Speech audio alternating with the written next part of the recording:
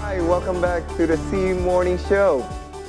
Before we are heading to the first discussion of today, I want to ask my colleague Paul, how important is a healthy lifestyle for you? Oh, are you kidding? Or No. is this a rhetoric question?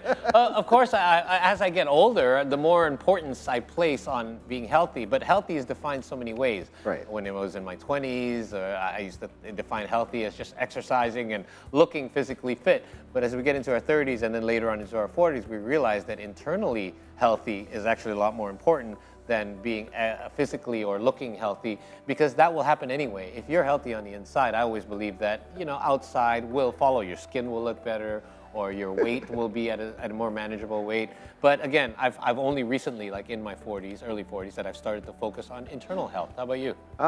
Well, healthy is important, but again, I haven't really keep up with the lifestyle. You know what you're supposed to do, right? But yeah, that's the executing problem. is a different matter completely.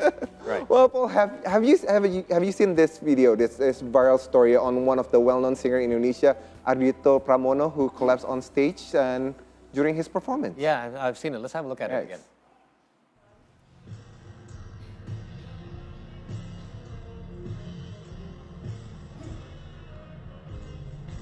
All right, as you can see, Pramono was performing at the Pesta Malam Minggu event in Medan when he collapsed.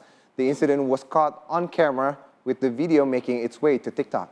Indeed, and following an outpouring of concerns from fans, rightfully so, Pramono then posted an Instagram update confirming that what he suffered from was acute dyspepsia because he wasn't taking care of his health. Now, again, this is obviously due to the diagnosis he was given. He was able to update all of his fans because that did look very concerning. We're going to try to find out more about what is dyspepsia, or we know it more as indigestion. Joining us this morning is internist Dr. Cesar Givani. Good morning, Dr. Cesar. Thank you for joining us today. Good morning, Doc. Good morning. Thank you for inviting. All right, great to have you. So let's talk about indigestion. We know it as indigestion, but it's officially called dyspepsia. Why and how does it happen? Yeah. Well, actually, first we have to know the terminology of dyspepsia. Okay. Dyspepsia is actually a group of symptoms of stomach discomfort. It can be referred as pain or even fullness of the stomach, nausea, GERD, or even heartburn. So all of that is a variance of dyspepsia. Then how can it happen? It actually happens because of multiple causes. Okay. From the ingestion of irritant substances such as alcohol, caffeine, and then spicy foods like that, or even medications. If you painkillers like NSAIDs, and then if you drink any steroids. And the other things you can get it from if you have a heavy stress, psychological stress, you can also get a dyspepsia. And then another type of dyspepsia is from bacteria. Then we will come into the gastritis. Actually, so gastritis is different is dyspepsia because gastritis already perform an endoscopic. If you already perform endoscopic procedures and we can see inflammations of the lining of the stomach, of the gaster, so we can name it gastritis. It can be caused by bacteria such as Helicobacter pylori, like that. Okay.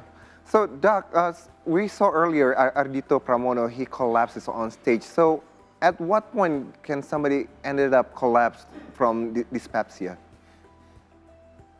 Well, actually, people that collapse from dyspepsia, like this artist, I guess it might be due to the very painful condition at the time.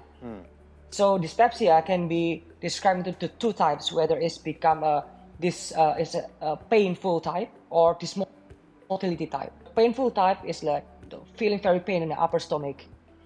Usually can followed by nausea or vomiting.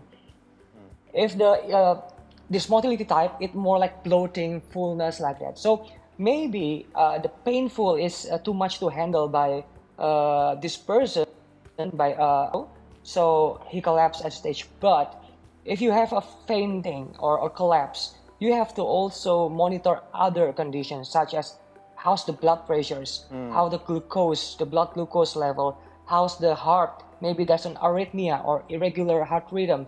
It all can cause into a fainting or collapse. Okay, so dyspepsia could maybe just be one factor of several things that can be suffered at the same time. How That's right. How, if at all, fatal can this be? Can it be, and how damaging can it be? And like from a wide range, obviously it can just go from discomfort, but how bad can dyspepsia get if untreated? Yeah. Dyspepsia depends on what causes it. Okay. If and how acute. Acute is a very brief term. I mean a very short term conditions or attack, and chronic is a long term attack. Right. So if it's actually caused by serious dyspepsia, or maybe it's caused by gastritis, if it's getting worse, it can make like a hole in the stomach. So it can make a perforations of the gaster. It can make a heavy internal bleeding. It can go that severe. Okay. Chronic way, I mean, if it's maybe for people already get 50 years or older and usually get dyspepsia from he's young, it can turn into changing the conditions of the esophagus, Okay. become like more like, so it can range into an acute from a perforations of the gaster, internal bleeding, up to the cancer. Okay. Wow. So, Doc, what are the common symptoms of these conditions? I mean, you say you can feel it from your stomach, but are we talking about like a shooting kind of pain, or like what kind of symptoms are we looking for? Yeah, usually the dyspepsia that attack the upper abdominal part of our stomach, it feels pretty sharp. Usually people can also bend their stomach because it's very painful. We can see also in the video of the Ardito. And other types, that is GERD. GERD is part of dyspepsia actually. Okay. So when the acid reflux comes to the esophagus or the chest, you're gonna feel like little bit kind of heart attack, very tightness of the chest, and feeling very heartburn. It can also the form of dyspepsia that we call GERD. Okay. Is bloating a part of the symptoms as well? If you feel like a little bit bloated, and perhaps because sometimes when people do consume some of those things you mentioned earlier, spicy foods or mix it with alcohol or coffee, you do sometimes get a little bit of heartburn. They call it heartburn or bloating. Yeah. Can that be like signs or overlapping symptoms that can indicate dyspepsia? Yes, actually that is dyspepsia too. Okay, right. So it's all start from the increasing of the acid, the stomach I see. acid. And it just explains why you said stress can play a factor, because stress can increase your acid production as well. Even 70% Okay.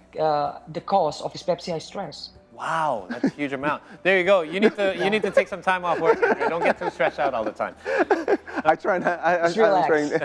I'm trying not to. Well, we saw people collapse from the video. What do we need to do if we know that's something to do with this dyspepsia? I mean, what the first thing we need to do when that happens? Okay. If it's actually pretty severe at that moment and you need a reliever to relieve the pain at the moment, you can buy the over-the-counter medicine. Okay. Such as sites, which is chewable tablets, and syrup like that. But if it's actually very severe, more severe, you can just bring it to the hospital. Right. But if it's not that severe, that you can just keep feeling discomfort all the time, better you check it first to the doctor. Okay. Because the cause of dyspepsia is various.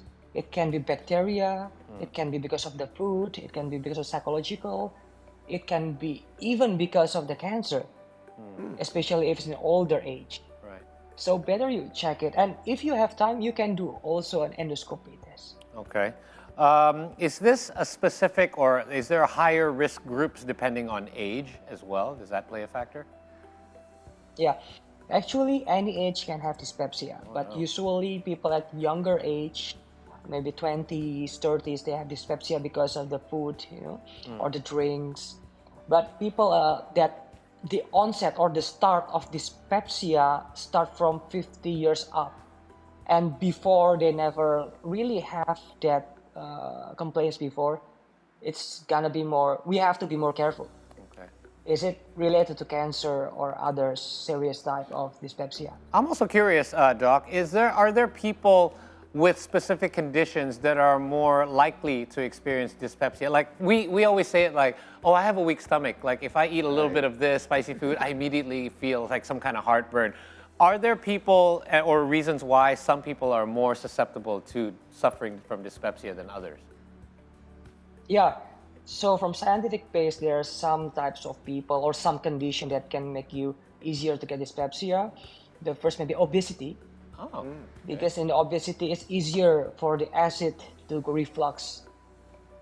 okay. And then from other things, if you have a not really healthy lifestyle, such as smoking, How does smoking and then form dyspepsia? Because that doesn't really, I mean, that goes to your lungs, right? It doesn't really go to your stomach. How does that happen? yeah, actually smoking really affects everything Ah, okay, there you go. from your lungs and your blood and everything. So it will also reduce your defensive mechanism of the stomach, of the lining of the stomach. So Ah, we also talk about the defensive, how strong the defense of your stomach. So if you don't have a healthy lifestyle, you keep harm your stomach with irritative foods like spicy foods, like coffee all the time, obesity, it's gonna get weaker. It's gonna get weaker. It's easier to bacteria to comes in. It's easier for acid to go reflux and overproduction of the acid. Got it. now, Doc, you mentioned earlier that there are two types of dyspepsia: the acute one and there's the chronic one. But what is the best treatment for dyspepsia? And are there any specific food that we need to avoid? Yeah, actually, if the acute and chronic is more about the gastritis, acute gastritis, chronic gastritis. We see it through endoscopy. Dyspepsia, we usually separate it into dyspepsia pain type or the dysmotility type. Well, but actually, it's all because of the acid, right? The stomach acid. What we have to do is number one is the lifestyle changes. That's a must. So, how you rest? Do you rest well? How you manage your psychological pressure, and how you eat every day. Remove alcohol, remove smoking, remove spicy foods, coffee too much or tea too much, and even also juice, fruit juice. If you drink it too much, you can get hyperacidic in your condition of your body, your stomach, and it can lead to dyspepsia also. Okay. And if you already have dyspepsia and it's very bothering you, you can start medications. But you cannot always take, antibiotics from the over the counter, from Right. the pharmacy. You can you have to doctor consult, and doctor may give you like proton pump inhibitors to reduce the productions of the acids or many things. So you can treatment of dyspepsia is always about how to relieve the pain of the symptoms at a time and how to maintain so the productions of the acid reduce over time, so your lining or mucosa of your stomach can heal, Okay. and you can get back to normal. You mentioned as well, Doc, a few of the foods that we should try and avoid that can cause dyspepsia. Are there any foods that are good for us in that way, where it can actually help us avoid dyspepsia, or at least food groups? Well, actually, there's no specific food that can really avoid dyspepsia. It's more about trying to remove Right. the overeating, actually, and try to make yourself have a regular eating schedule. Habit. Right. Yeah. That's great. And obviously, rest is very important. I've also heard it's not the number of very hours important. you sleep, but also The sleep at a quality. decent hour. Right. Exactly. Doc, thank you so much for this kind of awakening information in regards to dyspepsia, because most of us deal with stomach discomfort just as a passing thing, and we Right. kind of ignore it, and we should pay more attention to it. So we do appreciate you taking time out of your Sunday morning to join us, Dr. Caesar. Have a great day. Thank you, you. Doc. Have a great weekend. By the way, Have a great day. Thank you.